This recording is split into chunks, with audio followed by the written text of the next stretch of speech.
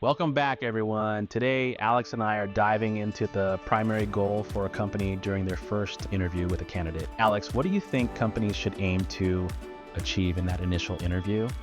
I think the most important metric, the most important KPI for first interviews is the percentage of candidates that leave that first interview wanting to work for your company. That's an interesting perspective. So, the key performance indicator, KPI, for a first interview is how many candidates walk away wanting to work for your company. Why do you think this is the most important metric? Let me just kind of state from my experience.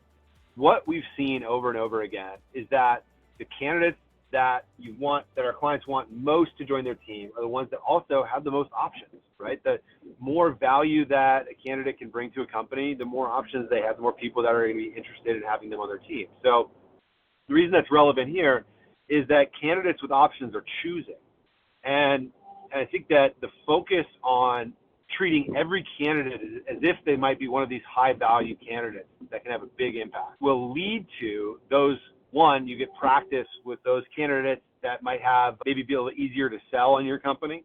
But really what it does is it puts you in the mindset and puts you in the practice of identifying that the candidate's career gaps and then demonstrating to each candidate how you might be able to solve their career gaps, which is how we sell. When we talk about selling roles, that's what we're talking about. It's basically identifying what's missing for that candidate and then talking about how the role could solve that or fill in that missing piece. So going back to it, so let's sum up where we're at so far.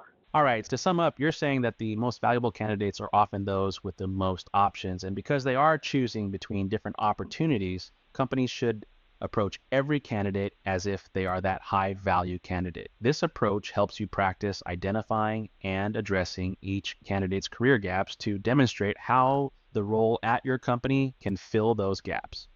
So essentially, treating every candidate well and focusing on making them want to work for your company can help attract top talent by addressing their specific needs and concerns. Did I capture that correctly? Yeah, I think so. So let's contrast this with what I think a lot of business leaders, HR leaders are trying to do in their first interview, which is to figure out if this candidate is right for the company. Tyler, if we contrast my argument here earlier with this belief that their primary goal is to determine whether or not the candidate is the right fit, what might be some of the unintended consequences of that mindset? That's a great point, Alex. If companies focus primarily on determining if a candidate is right for them, some unintended consequences might include: one, missed opportunities. Companies may overlook high potential candidates who don't fit a traditional mold but could bring unique value. Two, negative candidate experience. Candidates might feel like they're being judged rather than engaged, leading to a negative impression of the company.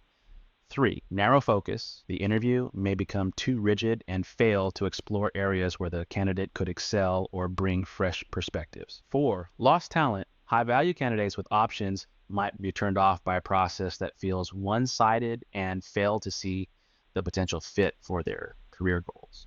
What do you think, Alex? Does that align with your thoughts on the matter? Yeah, I think that it does completely. I think that what we've seen is that essentially there's no way to predict whether or not the candidate you're talking to is going to be a high value candidate at the end of the interview. So we have to treat everybody as if they're high value candidates so we don't miss out on them.